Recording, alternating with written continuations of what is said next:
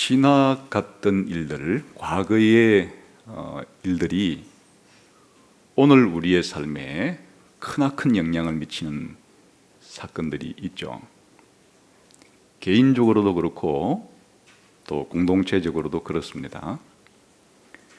개인적으로는 과거에 내가 태어났던 일, 혹은 성인이 되었거나 자기가 원하던 어떤 학교에 입학하거나 또 회사에 취업했던 일, 아니면 결혼을 했거나 또 자녀를 낳았던 일, 이런 일들은 오늘까지 내 삶에 영향을 미치는 중요한 사건들이죠. 그러나 어쩌면 자기와 가장 가까웠던 부모님이나 형제나 자식이나 남편과 아내 가운데 먼저 세상을 떠나는 경험을 했다면 그 또한 현재 자기의 삶에 어떤 큰 영향을 미칠 수 있을 것입니다. 더욱더 큰 영향을 끼친 것은 아마도 내가 큰 사고를 경험해서 정말 죽다 살아난 경험이 있다면, 아니면 큰 질병에 걸려서 죽다 살아난 경험이 있다면, 그런 사건은 나의 오늘 현재의 삶에 무척이나 많은 영향을 주기 때문에 기회를 봐서 그런 사건들을 떠올리고 그때 그 사건에 있었던 교훈을 찾아서 내 삶의 현재를 잘 살아보려고 하는 일들이 있을 겁니다. 국가라고 하는 큰 공동체 속에 살 때도 그렇죠. 개인적인 일은 사실 내가 태어나거나 내가 아팠다가 나은 일은 다른 사람에게는 그리 큰 영향을 미치지 못하지만은 한 국가 같은 큰 공동체 속에서의 국가의 탄생, 국가의 건국과 또 국가가 큰 위기에 처했다가 회복된다든지 이런 일들은 국민 모두에게 영향을 미치는 그런 사건이기 때문에 이런 사건은 잊어버리면 안 되죠.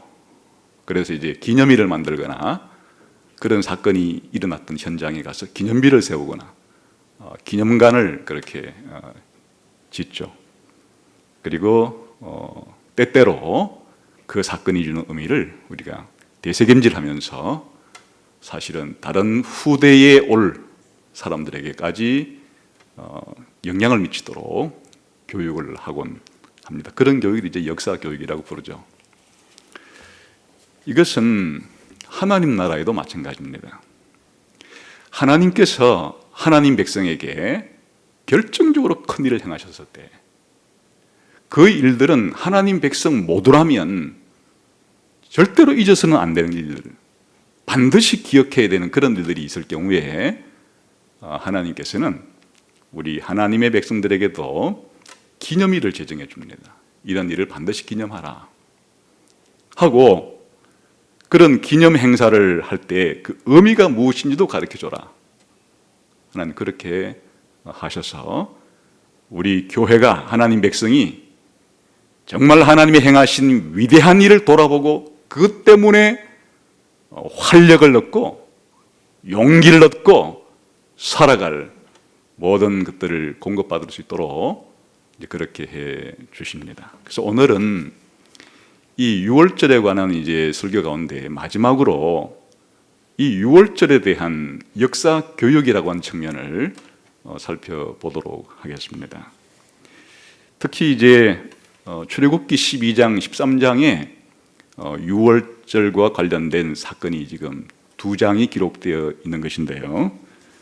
우리가 이 2장 속에 오늘은 마지막으로 이 유월절에 관련된 역사 교육이라는 내용을 다루고 있는 본문을 우리가 중심적으로 살펴보면서 교훈을 얻고자 합니다. 우선 한번 읽어볼까요? 출애굽기 12장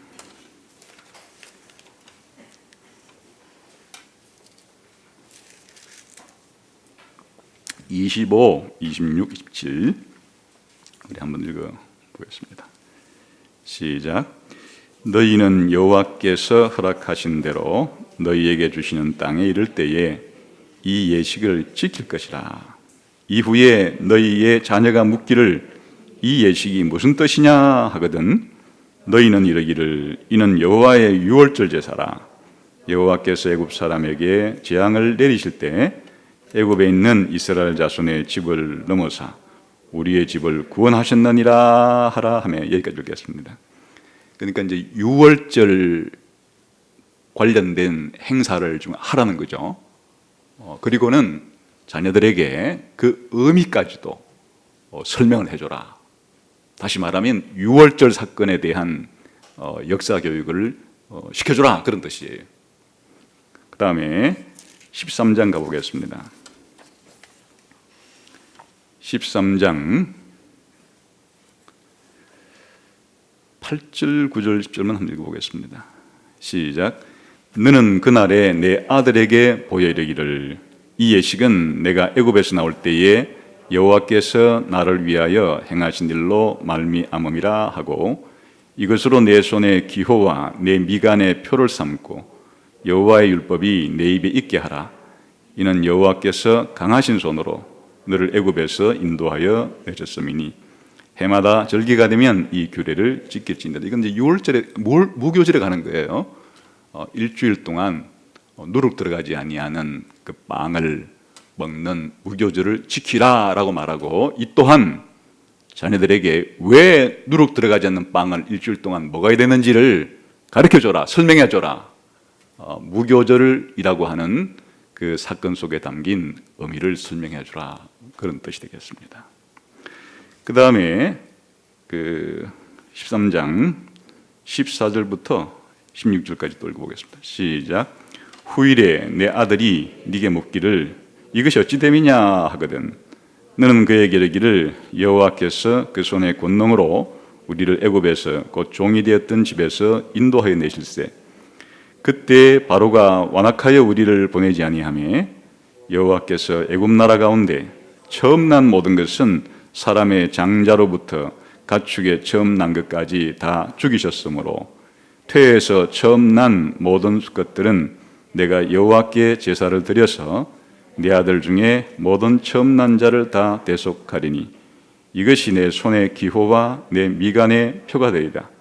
이는 여호와께서 그 손의 권능으로 우리를 애굽에서 인도하여 내셨음이니라 할지니라. 이거는 이제 초태생을 하나님께 바치는 의식을 가리키는 거예요. 이것도 그냥 초태생을 하나님께 바치는 것으로 끝나는 게 아니고 자녀들에게 이 의미를 가르쳐 주어라, 설명해 주어라, 이렇게 이제 말을 하는 거죠. 이것은 한마디로 말하면 출애굽 사건이라고 하는 역사적 사건의 의미를 가르쳐 주라는 거니까 일종의 그 출애굽에 대한 역사 교육인 셈이고, 좀 좁혀 말하면은 이 유월절과 무교절과 처음 태어난 동물이든 사람이든 하나님께 바치는 이 의식을 통해서 유월절이라고 하는 이 역사의 거대한 사건을 후손들에게 잘 교육을 시켜주어라, 그런 뜻이 되는 겁니다. 그래서 이 세 가지 본문에 나타난 이 역사 교육에 대해서 한 5가지 측면에서 오늘은 여러분에게 말씀을 좀 전해드리려고 합니다. 첫 번째는 이 예식을 행하라, 이 예식을 행하라, 예식을 행하라 이렇게 말하죠. 그것은 이제 역사적 사건을 기억하게 하기 위해 기념식을 행하라, 그런 뜻입니다.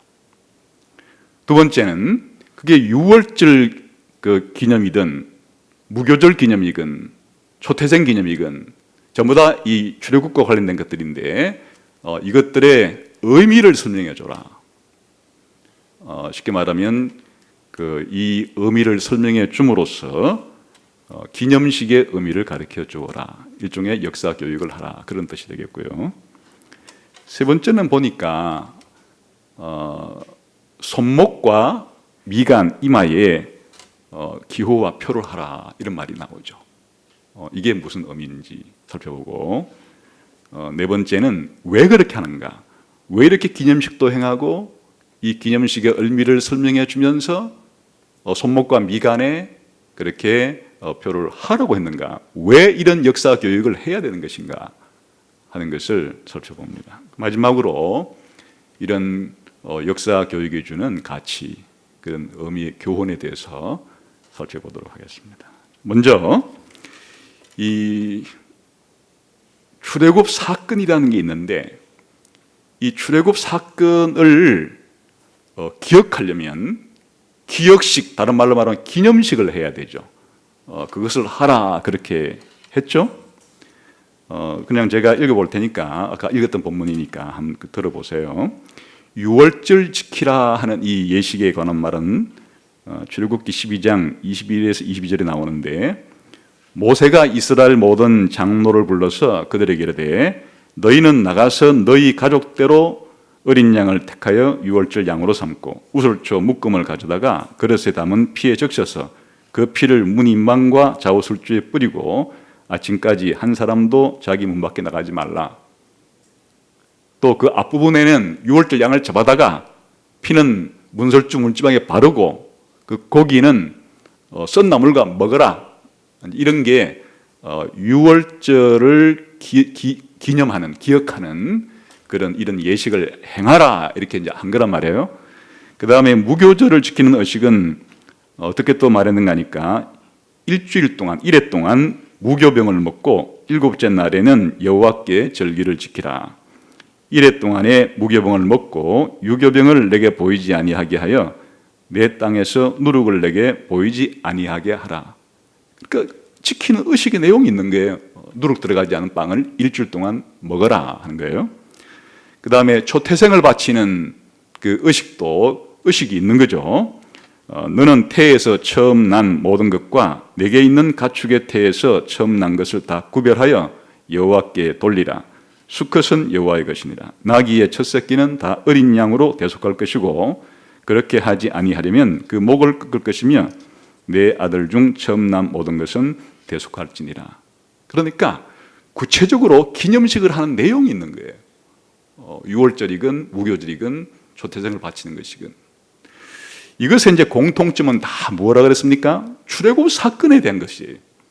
출애굽 사건을 기억하기 위해서, 기념하기 위해서 이런 몇 가지의 예식을 행하라 그렇게 했던 거죠. 그래서 이 출애굽 사건을 왜 이렇게 해야 되는가 하면 이스라엘 역사에 최초로 중요한 사건이 일어난 거예요. 물론 이스라엘 국가라는 측면에서 볼 때 이스라엘 민족이 탄생하게 된 계기는 하나님이 아브라함을 부른 거였죠. 그러니까 이제 이 출애굽 사건 이전에도 하나님이 아브라함을 부르신 것은 그들의 역사에 있어서 중요한 것이긴 하나 아직은 이 국가라는 단위는 아니었으니까 자기들의 민족의 출발이라 할 정도의 사건이었고 이스라엘이 하나의 국가로서 그렇게 탄생하는 첫 번째 사건은 바로 이 출애굽 사건이에요. 이 출애굽 사건이 기점이 돼가지고 이제 시내산에서 언약도 받고 가나안 땅에 입국함으로써 하나님의 나라 신정 국가라고 하는 이스라엘 국가가 탄생을 하게 되거든요. 그러니까 국가의 탄생을 보여주는 사건이기 때문에 이게 이제 중요한 거예요. 물론 이것만 중요한 게 아니죠. 이 이후에 하나님께서 이 유월절 사건 말고도 시내산에서 언약을 하나님께 받아 체결한다든지 또 가나안에 입국한다든지 또 나중에 다윗 왕국이 세워진다든지 이것도 이스라엘 국가 역사에 있어서 중요한 것들이기도 하죠. 그러나 이제 국가의 첫 출발이라는 점에서 국가의 그 탄생의 기원이라는 점에서 출애굽 사건은 두고 이스라엘에게 있어서 중요한 사건이 되었던 것이에요. 그래서 이 출애굽 사건이 얼마나 중요한지 하나님께서는 자기를 이스라엘 백성에 소개할 때 말해요. 내가 너희를 애굽 땅에서 종되었던 곳에서 건져낸 자라. 이렇게 하나님이 자기를 소개할 때 하나님이 하나님 백성에게 자신을 소개할 때 내가 너희를 출애굽시킨 하나님이다. 이렇게 소개하고 반대로 이스라엘 백성을 소개할 때 이스라엘 백성은 출애굽한 사람들이다. 이게 이스라엘 사람들에 대한 명칭이 될 정도예요. 이스라엘이 누구냐? 하나님께서 그들을 출애굽시킨 사람들. 다시 말하면서 애굽에서 나온 사람들, 인도받아서 나온 사람들이라고 말하는 거예요. 그러니까 이스라엘 역사 가운데 이스라엘 민족을 그렇게 묘사하거나 설명할 때 하여튼 이스라엘 사람은 애굽에서부터 그렇게 구출받은 사람들이라는 게 거의 이스라엘 백성의 정체성이 되다시피 하는 거예요. 한 가지 그냥 예를 들면 민수기 22장 11절에 보라 애굽에서 나온 민족이 지면에 덮였으니 이스라엘 떠오르는 것은 그들의 출발점이 애굽에서부터 나온 사람, 출애굽한 민족이 온 세상의 지면에 덮였다. 이런 구절들이 수없이 많은 거예요. 그만큼 중요한 이스라엘 국가의 정체성을 결정하는 데 있어서 출애굽 사건은 중요한 사건이었다. 그런 말이 되겠죠. 그러니까 당연히 하나님께서는 이스라엘 백성에게 이 출애굽 사건은 기억하라라는 명령을 여러 차례 내리신 거예요. 신명기 5장 15절에 보면 너는 기억하라. 네가 애굽 땅에서 종이 되었더니 네 하나님 여호와가 강한 손과 편팔로 거기서 너를 인도하여 내었다. 이 출애굽 사건은 반드시 기억해야 되는 거예요. 이스라엘 백성들에게 있어서는. 신명기 7장 18절에도 그들을 두려워하지 말고 내 하나님 여호와께서 바로와 온 애굽에서 행하신 것을 잘 기억하라. 이스라엘이라는 국가가 존속하는 동안에 그들은 항상 바로 하나님께서 그들을 애굽에서 구원해 주신 것을 잘 기억해야 된다. 그렇게 말했죠.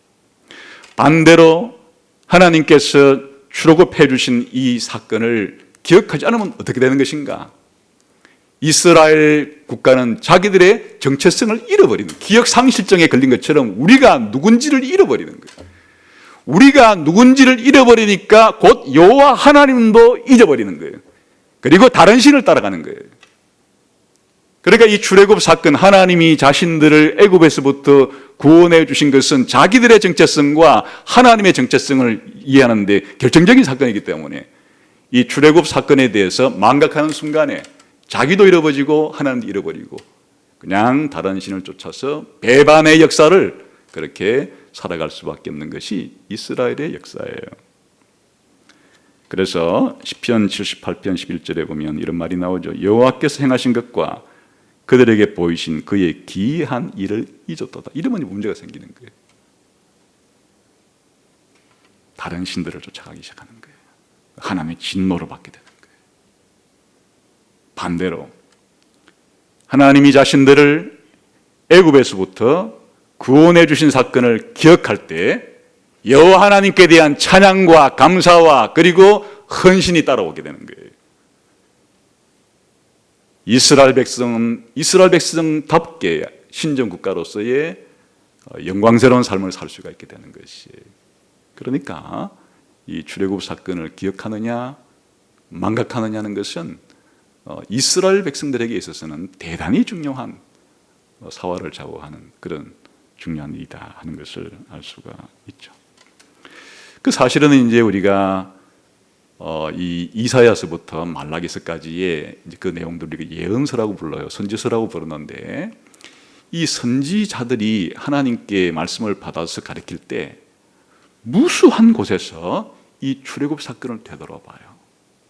그리고 그의 기초에서 왜 우리가 이렇게 되었는지를 설명하고 더 나아가서는 장차 하나님께서 새로운 출애굽을 우리에게 주실 것이다. 바벨론 포로에 끌려가서 다시금 회복되어 나오는 것을 설명할 때 그 모든 언어들이 첫 번째 이 출애굽 사건에 빗대어서 애굽에서 나오는 거니까 출바벨론이죠. 출바벨론인데 출바벨론이 바로 출애굽의 새 출애굽판이 되어버리는 거예요. 이스라엘 역사에서는 두고두고 이 사건은 그들의 삶에 있어서 아주 중요한 자리를 차지하고 있는 그런 사건이죠. 그러니까 이제 이 출애굽 사건을 잊어버리면 안 되기 때문에 유월절을 만들고 무교절을 만들고 초태생을 하나님께 바치는 이런 그 예식을 통해 가지고 유월절에 벌어졌던 사건들을 잊어버리지 않고 계속 기억하게 하신 것이에요. 그러면 두 번째는 그냥 그런 사건들, 유월절에 양 잡아먹고 또 노력 없는 그 빵을 먹은 무교절을 지키고 초태생을 하나님께 그냥 바치면 끝인가? 그렇지 않죠. 그 의미를 알아야죠. 왜 그렇게 하는지의 의미를 알아야 그 출애굽 사건이 주는 교훈을 자신의 삶에 적용할 수가 있는 거예요. 그런데 그냥 왜 그렇게 유월절 날 양을 잡고 썬 나물을 먹고 그렇게 이 누룩 들어가는 빵을 먹는지에 대한 이유도 모른 채 의미도 모른 채 그런 기념식을 하게 되면 그건 아무런 영향을 자신의 삶에 미치지를 못하는 것이겠죠. 그래서 하나님께서는 이 기념식 행사를 하라고 할 뿐 아니라 두 번째는 바로 자녀들에게 그 의미를 설명해 주어라. 이 출애굽 사건이 가지고 있는 해석을 해줘라. 요즘 우리가 쓰는 말로 말하면 이 출애굽 사건에 대한 역사 교육을 확실하게 해야 된다. 이렇게 말씀하신 거예요. 아까 우리가 읽었던 이제 그 세 구절이 바로 이 출애굽 사건에 대한 역사 교육을 하라는 본문이었으니까 그건 잊지 않겠습니다. 아까 유월절 의식을 행하는 것도 반드시 자녀들에게 가르쳐 주라 그랬죠. 또 무교절 행사하는 것도 의미를 가르쳐 주라 그랬죠. 또 초태생을 바치는 것도 의미를 가르쳐 주라 그랬죠. 다시 말하면 역사 교육을 확실하게 시켜라 이렇게 말한 거예요. 근데 이제 이때는 자녀에게 이렇게 이제 하는데 그것은 이제 그 당시는 아직 이스라엘이 국가의 단위로 그런 여러 가지 체제가 갖춰지지 않았기 때문에 유월절 행사 자체도 그렇게 이제 가족 단위로 이제 했던 것이고 또는 이 가족은 앞으로 국가가 형성이 되어도 가장 이스라엘의 삶의 기초이기 때문에 1차 교육의 책임은 항상 부모에게 있는 거예요. 그 부모가 자식에 대한 이런 교육을 시키는 거죠. 이제 나중에 제사장이 뽑히고 나면 제사장이 일반 백성들을 상대로 이런 교육을 시킬 줄 거예요. 그러나 여전히 가정에서는 부모가 자녀에게 1차적으로 이런 중요한 역사의 그런 교훈을 가르쳐 주어야 한다 하는 것은 이제 부모에게 된 책임이에요. 그래서 이런 구절들이 참 많이 나와요. 신명기 4장 9절에 보게 되면 이런 말이 나와요. 오직 너는 스스로 상가며 내 마음을 힘써 지키라. 그리하여 내가 눈으로 본 그 일을 잊어버리지 말라. 네가 생존하는 날 동안에 그 일들이 내 마음에서 떠나지 않도록 조심하라. 너는 그 일들을 내 아들들과 내 손자들에게 알게 하라. 이런 중요한 사건인 경우에 먼저는 자신이 늘 되풀이 되새김질을 하면서 그 사건이 주는 의미를 늘 곱씹어서 자기의 삶에 적용하는 것은 기본이고 더 나아가서는 내 자식들에게 내 손자들에게 그걸 가르쳐야 된다 이렇게 성경은 말하는 것이에요. 나 혼자 끝나는 문제가 아니란 얘기죠.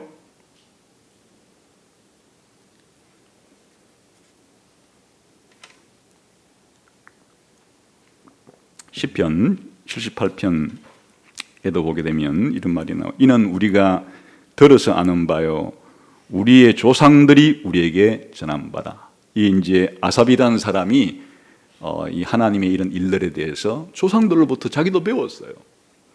우리는 또 어떻게 되느냐? 우리가 이를 그들의 자손에게 숨기지 아니하고 여호와의 영예와 그의 능력과 그가 행하신 기이한 사적을 후대에 전하리로다. 우리가 우리의 아버지 세대에 이 하나님이 행하신 일들을 배웠었기 때문에 우리도 우리의 후손들에게 하나님의 능하신 일에 대해서 전달을 해 주어야 된다. 가르쳐야 된다.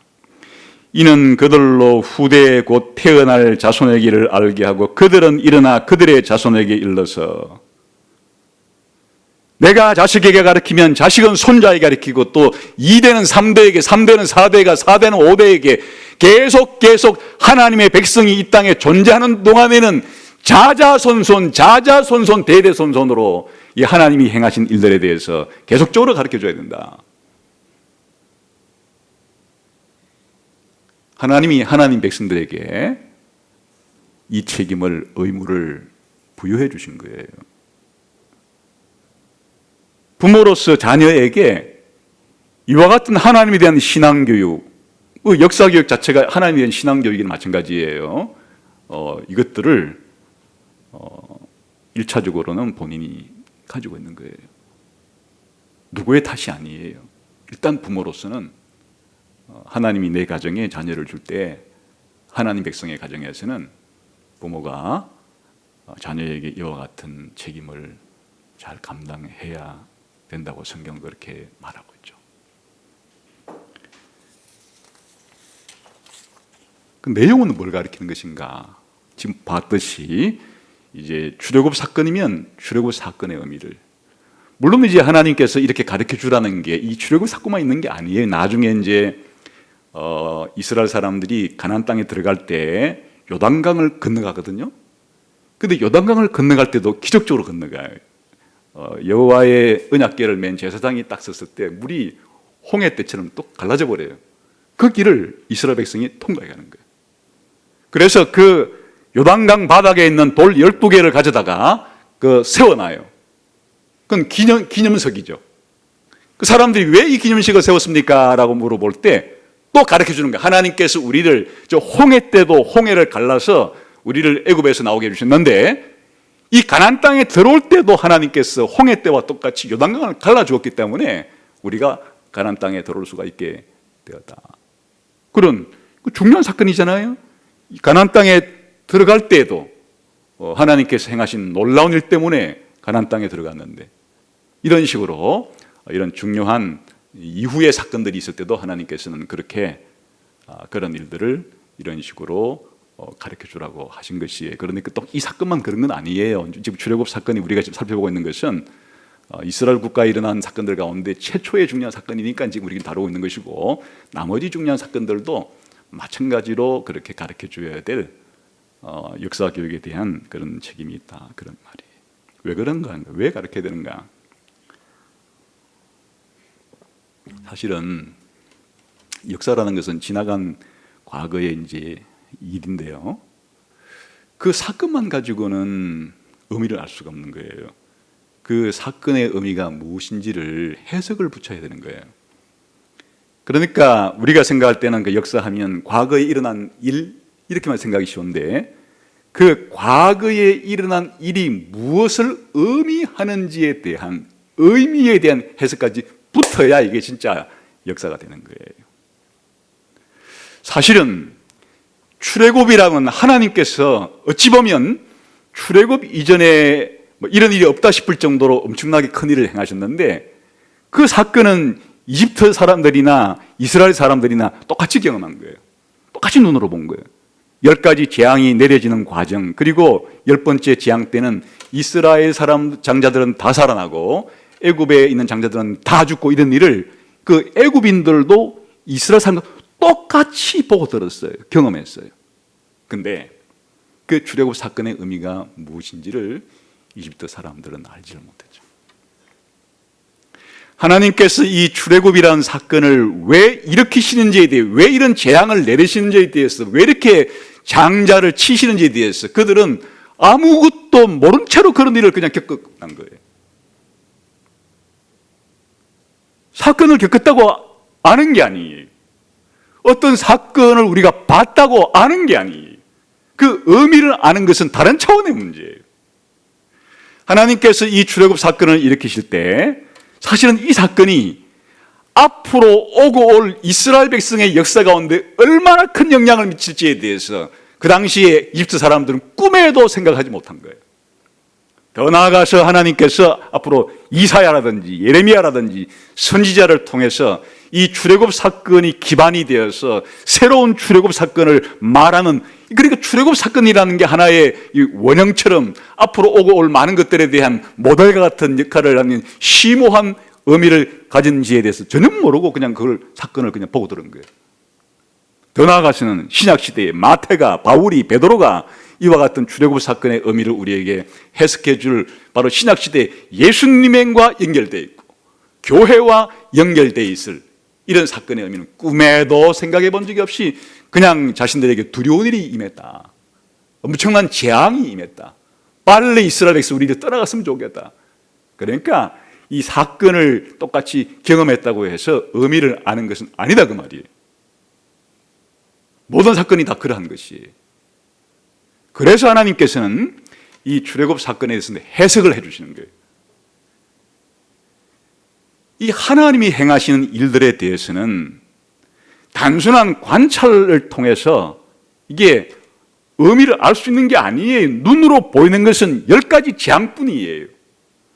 왜 하나님이 이런 일을 행하셨는지에 대한 그 이유는 그 사건을 10가지 재앙을 마치 기자처럼 카메라를 들고 그렇게 쫓아다니면서 전부 다 사진으로 찍었다 할지라도 자기 눈으로 봤다 할지라도 그 의미를 모르는 거예요.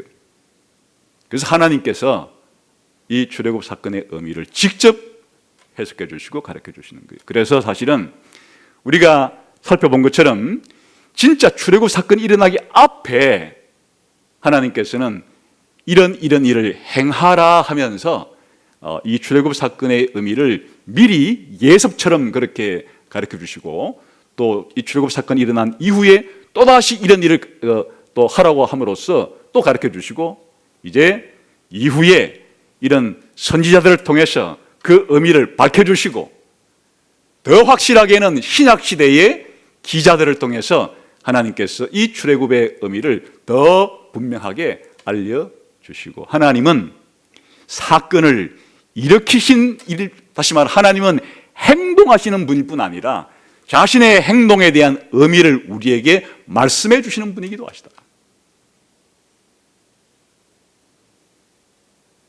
하나님은 자상한 분이세요. 아무렇게 자신이 행하는 일에 대해서 너희가 마음대로 상상해버려? 너희들 알아서 판단해버리면 이게 아니에요. 하나님께서 자신이 행하신 이 구속사의 중요한 일들에 대해서는 하나님께서 친절하게 왜 이런 일을 행하시는지 너희가 이것을 어떻게 받아들여야 되는지 그렇게 의미를 설명해 주시고 해석해 주신다. 그런 겁니다. 지금까지 이제 사실 우리가 이 출애굽 사건과 연관된 유월절을 9번째까지 우리가 함께 살펴볼 때는 다 이거였죠. 그러니까 성경에서 이 출애굽 사건 이후에 벌어진 구약의 나머지 성경들과 신약 성경에서 이 출애굽 사건의 의미를 어떻게 설명하는가를 우리가 그동안 살펴봤던 거예요.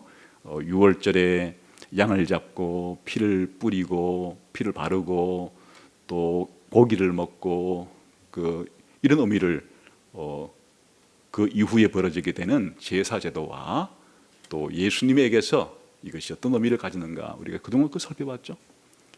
또 누룩 들어가지 않는 이 빵을 먹으라는 것이 그 이후에 제사제도에서는 어떻게 또 발전되어 설명이 되어지고 있고 신약 시대에서는 그것이 또 어떻게 성취가 되는지 살펴본 거죠. 또 이 장자를 하나님께 바치는 이런 사건이 그 이후의 이스라엘 역사를 통해서 혹은 신약 성경에서 어떻게 이런 일들이 해석되어지고 또 성취되는지를 지금까지 살펴본 것이에요. 쉽게 말하면 이 모든 일이 예수님과 연관이 있었었죠. 예수님이 유월절 양이고 유월절의 고기고 유월절의 피다. 예수님의 살을 먹고 예수님의 피를 먹어야 우리가 하나님의 진노로부터 벗어날 수가 있고 우리의 죄가 용서받을 수가 있기 때문에 실제로 유월절의 모든 의식은 예수님께서 우리를 구원하기 위해서 행하신 것들에 대한 그러한 그림이었다.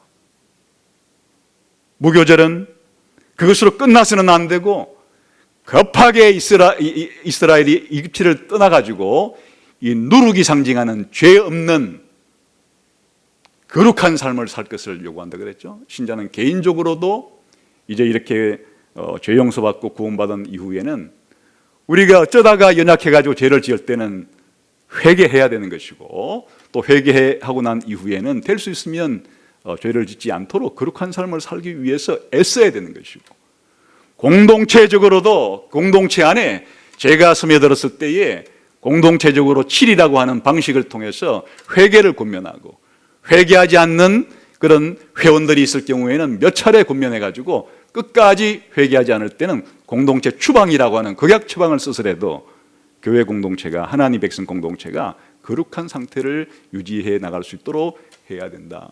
그런 뜻이라고 그랬죠. 짐승의 첫 새끼든 사람의 맏아들이건 하나님께 바치는 것을 통해서 사실 모든 것이 하나님의 것이라는 것을 우리들에게 가르쳐 주기를 원한다 그랬죠. 다시 말하면 우리가 하나님께서 자식을 처음 줄 때 얼마나 기뻐요. 그리고는 온갖 꿈을 꾸고 내가 못다한 내 지나간 모든 꿈을 내 자식에게 이루기 위해서 막 계획을 세우죠. 찬란한 계획을 세워가지고 이렇게 해서 한번 내가 못 다룬 이름을 이 자식들에게 한번 이루어 보려고 그렇게 하는데, 알게 모르게 자기가 낳았기 때문에 자기 자식이라고 생각한 경향이 상당히 뿌리박혀 있는 거예요. 자기 말 안 들으면 막 기분 나쁘고, 왜 내가 낳은 자식인데 왜 내 말을 안 듣나 이래가지고 기분 나쁘고. 사실은 내가 낳았지만은 장자를 하나님께 바치는 의식을 통해서 이건 하나님의 자식이다, 내 자식이 아니다. 그것은 심지어 자식에만 해당되는 것이 아니고 자기가 하나님께 받은 이 시간, 재능, 나아가서 모든 소유물 이 전체가 다 하나님의 것이라고 하는 사실을 확실히 깨닫고 살아갈 수 있도록 하는 것이다 하는 것을 보았죠. 그러니까 이 의미를 알아야 되는 거예요. 아무런 의미를 모른 채 의식을 행하는 것은 사실은 의식을 행한다고 해서 그 의식이, 이 예식이 자신의 신앙에 영향을 줄 수가 없는 것이. 그러니까 그것은 우리 스스로 터득할 수 있는 것이 아니에요. 하나님께서 해석해 주시고 하나님께서 가르쳐 주시는 거죠.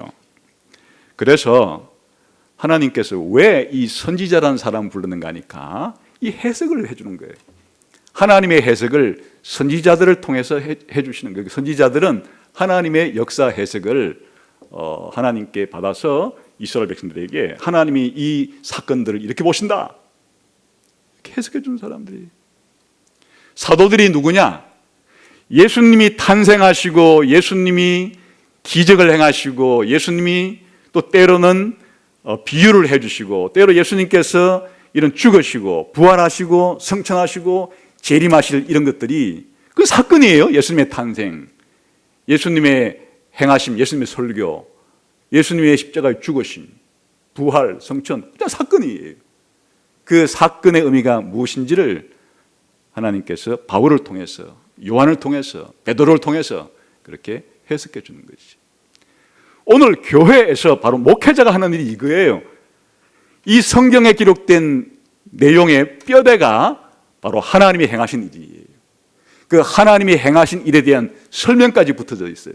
이것을 그냥 성경을 읽으면 하나님의 행하신 일들이 설명은 되어 있으나 알기가 어려운 점이 많기 때문에 또다시 이렇게 설교를 통해서, 또다시 이렇게 성경 공부를 통해서 성도들에게 하나님의 행하신 일에 대한 의미를 해석해 주는 일종의 설교는 바로 이와 같은 의미에서 하나님께서 행하신 구속의 역사를 바로 설명해 주는 것이고, 달리 말하면 구속사 역사 교육을 하는 것이나 마찬가지다, 그렇게 생각해도 되겠죠. 왜 이렇게 해야 되는가? 이 중요한 사건은 한 번 일어나고 다시 일어난 일이 아니잖아요. 그 모세 시대 때의 그 출애굽 사건은 그 세대 사람만 경험했지 100년 뒤에 태어날 사람들은 그런 일을 경험하지 못했잖아요. 그런데 이와 같은 역사적인 사건에 대해서 기념식을 하고 기념식을 하면서 의미를 설명해 주면 갑자기 내가 100년 전에 그 사건 현장에 그 있었던 내 조상들과 함께 하나가 되는 거예요. 그 사건의 의미를 자신의 삶 속에서 첫 세대 사람이 그렇게 깨닫고 자신의 삶에 영향을 미쳤던 만큼이나 그 사건은 그 후대의 사람들이 그 역사적 사건을 기념하고 그 의미를 제대로 잘 배워서 적용하게 되면 그 사건에 직접 경험은 하지 않았다 할지라도 이와 같은 일을 통해서 바로 선조들의 삶과 연결이 되게 되는 거예요. 이게 바로 이런 역사교육의 중요한 점이 되겠죠. 세 번째는 이것으로 끝나지 않고 손과 이마에 기호와 표를 삼아라, 이렇게 하는 게 좀 이상한 말이 나와요. 출애굽기 13장 9절에 보게 되면 이것으로 내 손의 기호와 내 미간의 표를 삼고, 출애굽기 13장 16절에 보게 되면 이것이 내 손의 기호와 내 미간의 표가 되리라. 좀 해석이 어렵잖아. 이게 도대체 뭐하라는 뜻인가? 그래서 예수님 오시기 한 몇백 년 전에 부터 시작해서 이제 이거를 굉장히 문자적으로 해석하기 시작했어요. 여기에 담긴 이 구절을 성경 구절이잖아요. 이 성경 구절을 써가지고 조그마한 가죽 상자 안에다가 집어넣어서 끈을 달아가지고 손목에다가 우리 시계 차듯이 이렇게 그거를 묶고 또 이마에다가도 이렇게 묶어요.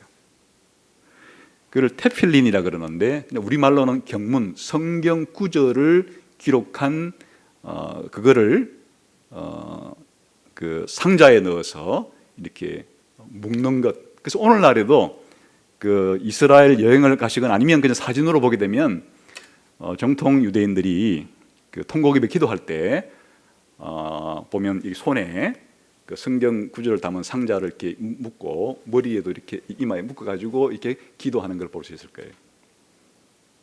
근데 이제 이렇게 내 손과 이마에 기호와 표를 하라 한 이 구절이 여기 말고도 두 군데가 더 나와요. 그게 신명기 6장 4절에서 9절도 나오고 또 신명기 11장 13절에서 21절까지도 요 구절이 그 네 군데 구절이 다 내 손에 기호와 이마에 표를 하라 나오기 때문에 이 네 개의 구절을 써가지고 담아놓는 거예요. 예수님 시대에도 그런 사람이 있었어요. 그런데 이것은 이제 무슨 뜻인가 하면 아까 그 6월절 행사를 할 때 하는 그 기념식과 마찬가지 의미예요. 이것은 개인화시켜서 이 사건을 잊어버리지 말고 네 삶 속에 적용하라 그런 의미로 그렇게 하라 그런 거지. 그걸 실제로 이스라엘 백성들이 진짜 하여튼 집에 있을 때나 밖에 있을 때나 항상 성경 구절 상자를 차고 다니거나 이마에 붙이고 그렇게 살란 뜻은 아니겠죠. 그러나 그렇게 해석해서 한 사람들 지금도 있다고 이거예요. 그 이스라엘 사람들이. 그 이제 사실 이것의 의미는 무엇인가니까 하나님의 언약 백성들의 특징을 보여주는 거예요. 지금 이런 그 유월절과 무교절과 초태생 의식을 행하는 것이 이게 이집트 사람들은 하나님이 하러 한 게 아니잖아요. 그러니까 이와 같은 하나님이 행하신 구원 사건을 기념하고 의미를 설명해주고 또 계속 되풀이하고 하는 이것들은 바로 하나님의 백성의 특징이 되는 거예요. 그런 의미로 해석해야 되는 거죠. 바로 이렇게 하라고 한 것은 바로 너희의 특징이 뭔 줄 아느냐? 이런 사건을 기억하고 이런 사건을 후세들에게 계속 교육시켜주면서 잊어버리지 말고 하나님 백성답게 언약 백성답게 그렇게 살아야 되는 존재가 너희들이니라. 이마에 붙은 성구상자를 통해서 너희들 보면 늘 거기에 앞에 붙어 있고 손만 들면 여기에 붙어 있는 걸 통해서 나는 하나님 백성이구나. 바로 하나님이 나를 이렇게 우리를 구원해 주셨지. 하나님 백성답게 살아야 되겠다. 이런 거를 하도록 하게 한 거라 그 뜻이에요. 그러니까 이제 단순히 외형적으로 이런 성경 구절을 써 붙이는 게 문제가 아니고 그 구절의 의미를 아는 게 중요하겠죠. 요즘에 보면 뭐 집에 성경 구절 담긴 액자를 이렇게 붙여놓은 분들도 계시는데 그 구절의 의미를 아는 게 더 중요하다 그 말이에요. 그냥 폼으로 이렇게 집에 딱 들어가면 이렇게 붙여서는 뭐 소용이 없는 거겠죠. 그러니까 여기 손목에다가 성경 구절을 쓰고 이마에다 성경 구절을 써서 붙인다는 것 자체 의미는 그 의미를 잘 깨달아서 그게 바로 하나님 백성의 가장 중요한 특징이 된다는 것을 그렇게 일깨워주는 것이다 이렇게 생각하시면 될 것이에요. 그러면 이제 결국에는 왜 이렇게 하는가 하는 거예요. 이렇게 예식을 행하고 예식의 의미를 이 역사 교육을 통해서 설명을 해주고 또 그 손목과 손과 이마에 그런 것들을 표식을 행하고 하는 모든 것들은 바로 이 구속 사건에 있어서 가장 중요한 것은 하나님이 행하신 일이에요. 하나님이 그것도 일반적으로 행한 게 아니에요. 하나님의 백성들에게 행한 거예요. 그런데 하나님 백성에게 행한 것이 이 출애굽 때는 뭘 행한 거예요? 구원을 행하신 거예요. 하나님이 이스라엘 백성을 애굽에서 구원해 주신 것이에요. 죄 때문에 모두 죽을 사람들을 하나님께서 살려주신 것이에요.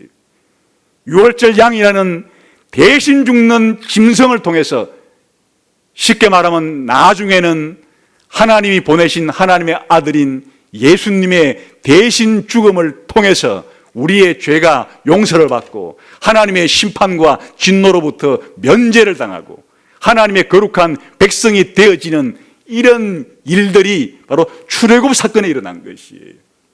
그러니까 이 출애굽 사건을 왜 이렇게 제가 10번 정도 설교를 했는가 하니까 신약 성경이 말하는 구원에 대한 중요 진리가 다 출애굽 사건 때 들어있는 거예요. 어린 양의 대속을 통해서 구원받는다든지, 하나님께서 이스라엘 사람과 이집트 사람을 선별해서 하나님 백성은 택한 백성이기 때문에 택한 백성에게 구원을 제공해 주신다든지, 또한 그 피를 사용함으로써 하나님의 진노를 면해주는 화목이라고 그러는데 하나님께서 그런 구원을 주신다든지, 죄의 용서를 주신다든지, 이 초태생을 바침으로써 이 다른 짐승으로 대체하거나 돈으로 이 값을 지불하게 함으로써 이런 구속의 진리를 가르쳐 준다든지, 하여튼 구원이 무엇인가를 알려주는 중요한 진리들이 그냥 금싸라기처럼 이 출애굽 사건에 다닥다닥 붙어 있는 것이에요. 그래서 하나님께서 출애굽 사건에 대한 이 기념식과 역사 교육을 통한 이 의미를 가르쳐 주라는 것은 한마디로 말하면 하나님이 하나님 백성에게 행하신 놀라운 구원을 잊어버리지 말라는 거예요.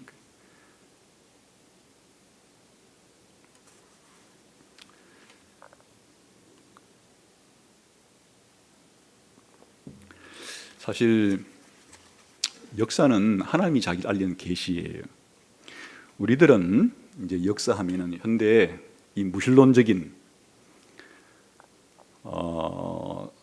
생각이 팽배해져 있는 오늘날의 세대 사람들에게 역사는 사람의 일이에요.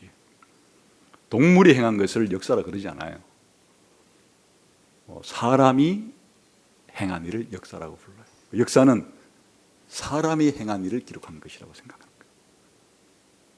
인본주의적 관점에서 역사를 바라보고 정의하는 거예요.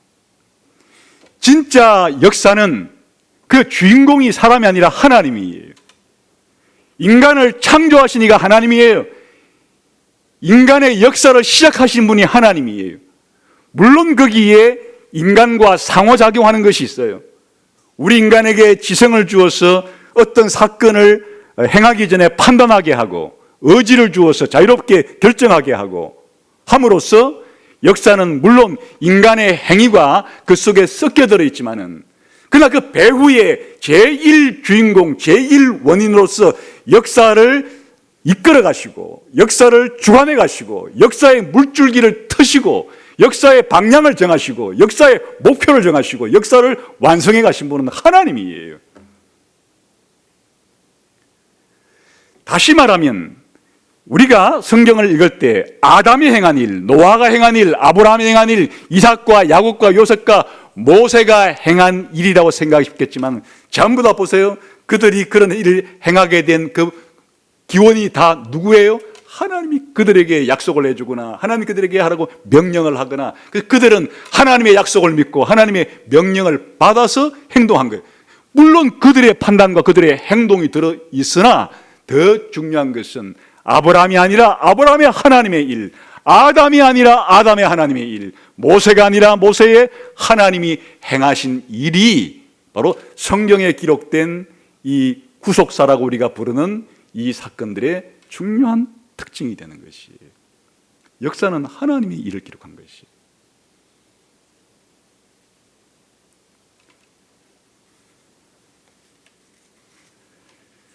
그런 면에서 우리가 구원사 혹은 구속사라고 부르는 것은 하나님이 자기를 알려주는 계시예요. 하나님의 성품이 어떠하고 또 하나님이 하시는 행동을 통해서 하나님의 그런 자기의 가르쳐 주고 싶은 사실들을 알려주는, 하나님이 자기를 알리는 수단이라 그런 말이에요. 특별히 이 구속사는 특별한 은혜와 특별한 심판 두 가지를 보여줘요. 다시 말하면 하나님 백성을 구원하시고 하나님의 원수들을 심판하시는 것을 보여줘요. 구원과 심판이 바로 구속의 역사를 통해서 하나님은 구원자이기도 하시고 심판자이기도 하시다고 하는 이 사실을 하나님이 가르쳐 주는 거예요. 성경에 기록된 대다수는 이런 구속의 역사인데, 구속의 역사를 통해서 하나님은 이와 같은 것을 가르쳐 주는 거예요. 그 구원과 심판은 사실은 최후에 있을 구원과 최후에 있을 심판을 미리 보여주기에. 그러나 이스라엘 백성 역사 말고도 그 바벨론이라는 나라의 역사, 이집트의 역사, 또 중국의 역사, 인도의 역사,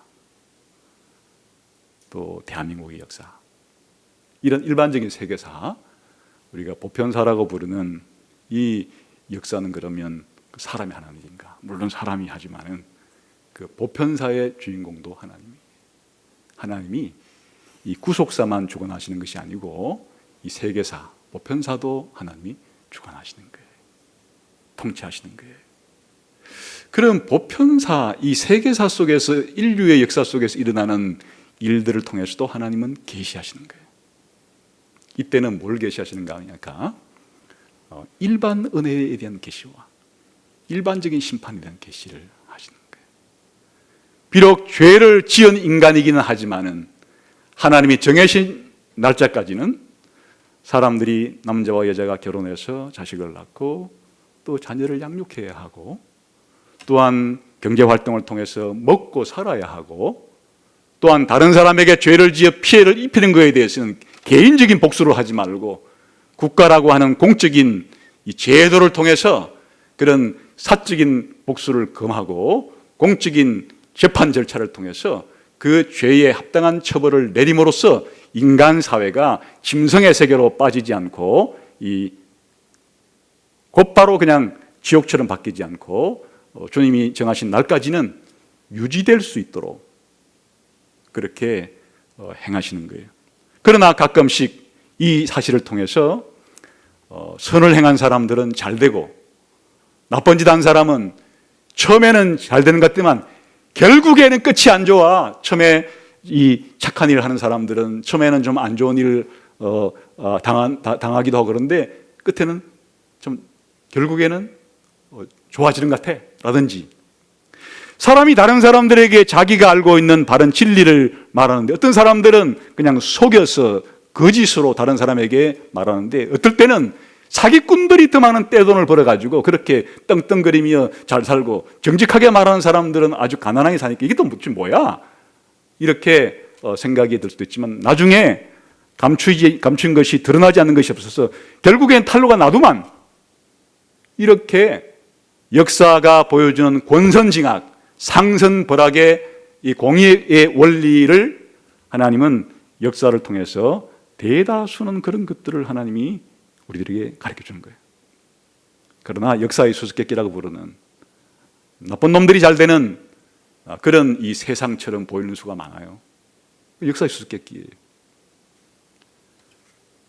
그래서 우리가 다 역사에 벌어지는 일들을 다 깨달을 수는 없지만은, 그러나 하나님께서는 이와 같은 과정을 통해서 정의와 공의는 하나님께서 자신의 인류 역사를 다스리는 대원칙인데, 아직은 우리가 다 할 수 없는 숨겨진 부분이 있어서 우리의 머리로는 다 헤아릴 수 없는, 그러니까 나중에 최후의 심판이 있는 거예요. 그런 사실들을 아주 은근히 간접적으로 그건 잘 모르는 거예요. 이런 보편사를 통해서 하나님 자기를 계시하신 것들은 잘 알지를 못하는 거예요. 전쟁이 벌어지고 전염병이 횡행하고 이 가난의 몸살이를 치는 이런 역사들이, 기근의 역사가 벌어질 때 다 이게 보편사를 통해서 하나님이 자기를 계시하시는 것들인데 그 의미가 무엇인지를 잘 모르는 거예요. 그러나 하나님은 그런 사건을 통해서 자신을 알려주고 계신 것이.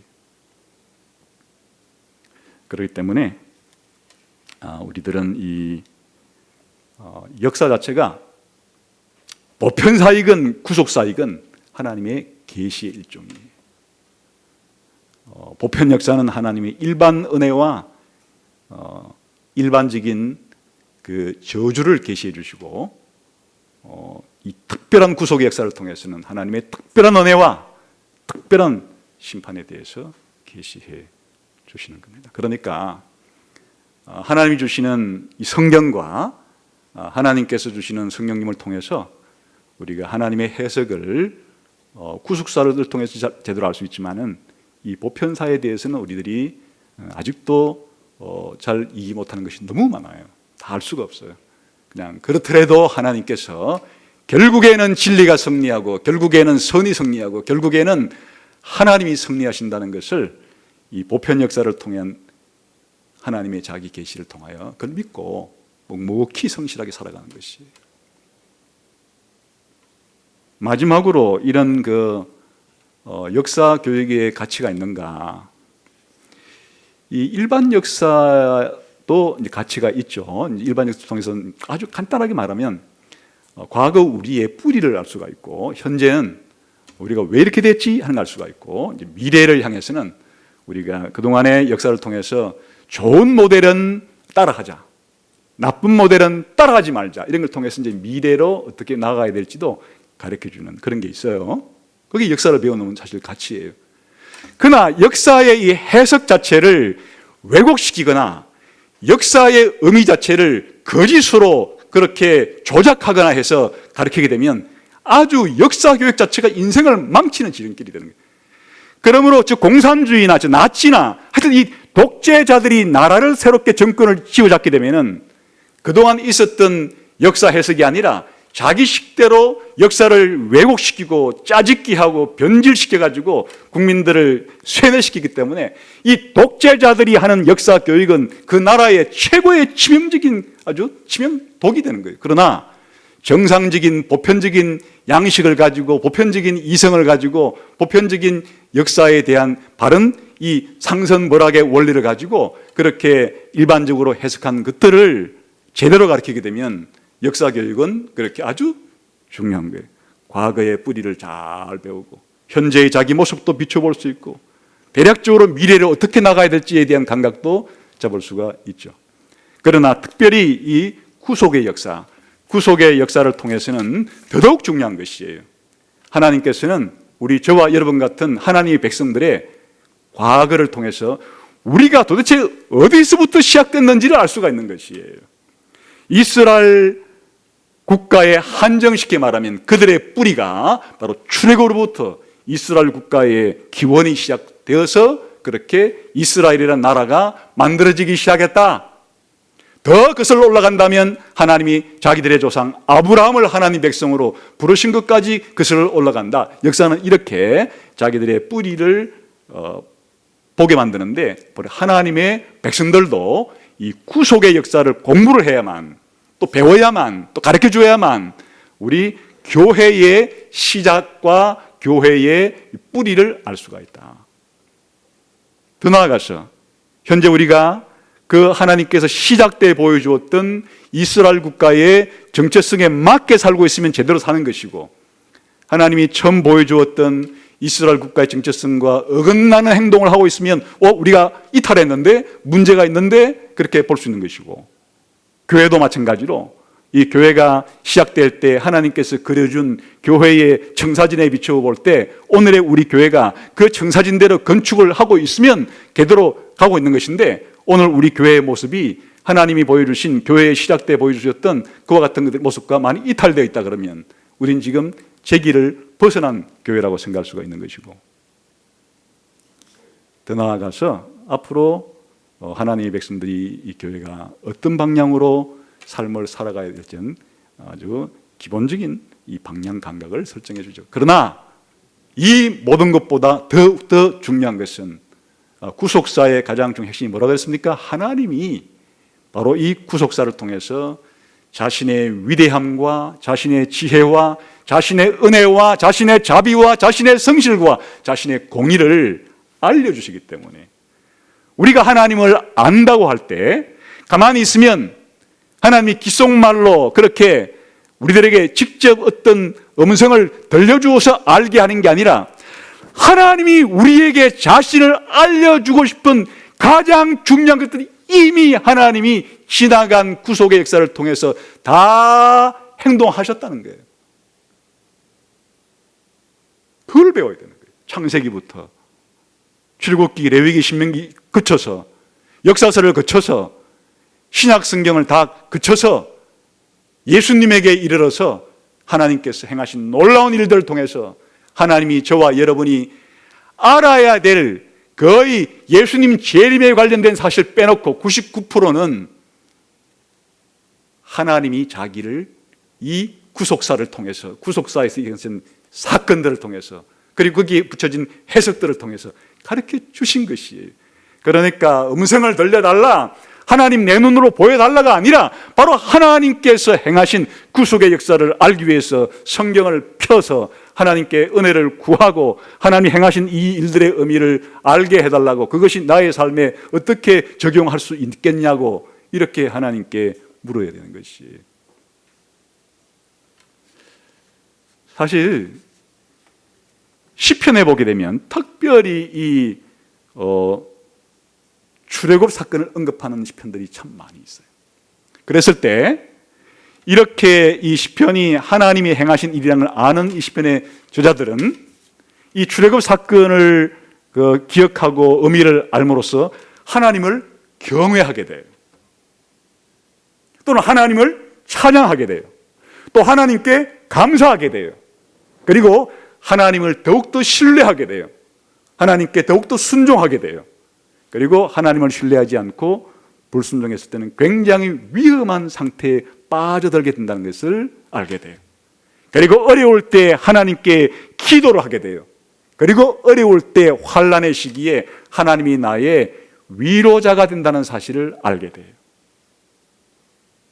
출애굽 사건을 통해서 하나님이 행하신 것들을 잘 알게 될 때 하나님에 대해서 합당한 반응을 보이고 자신의 삶도 어려운 시기를 지날 때, 어려운 일을 겪을 때 하나님이 주시는 그런 위로를 경험하게 되고 격려를 경험하게 되고 주시는 힘을 경험하게 되고, 이런 일들이 바로 시편 기자들이 시편이라는 쓸 때 출애굽 사건을 회상하고 기억하고 그 의미를 깨달음으로써 자기 삶에 적용했을 때 그런 일이 벌어진다. 이 코비드-19, 이 횡행하는 전염병이 우리를 불안하게 하고 있는 시대에 개인적으로나 공동체적으로나 어려운 시기를 지나가고 있죠. 우리의 탈출구는 하나님이 행하신 과거의 위대한 일을 다시금 곰곰이 기억하고 이 의미를 깨닫고 다른 사람에게 설명해 줌으로써 이 역사가 하나님의 손에 의해서 움직여지고 있다는 사실을 우리가 믿을 때 어려움 중에도 하나님을 두려워하면서도 하나님께 찬양과 감사와 신뢰를 드릴 수가 있고, 우리가 현재 잘못된 삶에 대해서는 두려워해야 하고, 그리고 이 어려움 중에 위로하시는 하나님을 바라보면서 그렇게 살아갈 수 있게 되는 것이, 비단 출애굽 사건만 그런 게 아니라 그 이후에 벌어진 사건도 물론 마찬가지예요. 특별히 예수님을 통해서 행하신 일들이 다 그런 것들이에요. 그래서 오늘 교회가 뭐냐? 하나님이 행하신 구속사의 위대한 사건을 우리가 기억하면서 그 사건을 배우고 가르치면서 그 사건이 주는 의미를 우리의 삶 속에서 적용하면서 살아가는 사람들이 바로 교회다, 기독교입니다 하는 사실을 알고 이와 같은 하나님이 행하신 구속의 역사가 여러분에게 큰 거울이 되고 또 표지판이 되어지기를, 힘이 되어지기를 주님의 이름으로 축원합니다. 기도하겠습니다. 하나님 아버지 감사합니다. 오늘도 하나님 말씀을 통해서 하나님이 지금까지도 놀라운 일을 행해 오셨고 마찬가지로 지금도 앞으로도 행하실 것에 대한 더 한층 강한 믿음이 생기게 해주시고, 그러므로서 더욱더 하나님을 사랑하고 이웃을 사랑하고, 그러므로서 더욱더 미래의 전망이 어떠하든지 간에 미래에 대한 소망과 분명한 확신을 가지고 살아갈 수 있는 저희 모두가 되게 해주셔서 하나님이 우리의 어려움의 해결책이고 탈출구다 하는 사실을 확고하게 믿고 살아갈 수 있는 저희 모두가 되게 해 주옵소서. 예수님 이름으로 기도하옵나이다. 아멘.